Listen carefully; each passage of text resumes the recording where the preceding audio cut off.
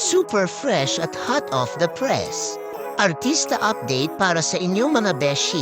Nag-stopover muna sina Alex Gonzaga at Mikey Murada sa Los Angeles para makibanding saglit with Alex's friends na based sa LA. Siyempre, hindi pwedeng palampasin ni Alex ang chance to catch up with her amigas, kape dito at chikahan doon.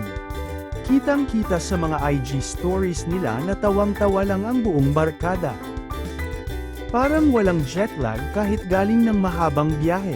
After ng mini-reunion sa LA, diretso naman sila sa bonggang celebration ng 70th birthday ng daddy ni Mikey aka father-in-law ni Alex.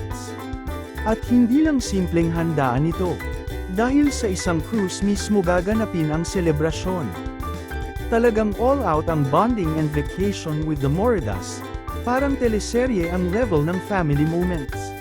May pa-beach, may kainan, at may kantahan pa for sure. Total family goals ang keg. Hi guys! We're with Mika and Mike. Ano ginagawa niya? Mikey, huwag kang magubad dyan! Paano asawa ko naka-short siya dito?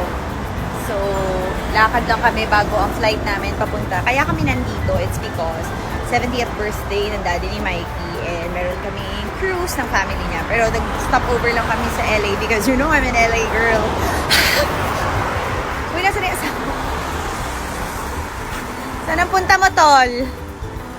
Malitlit? Parang kayo malitlit. So, yan.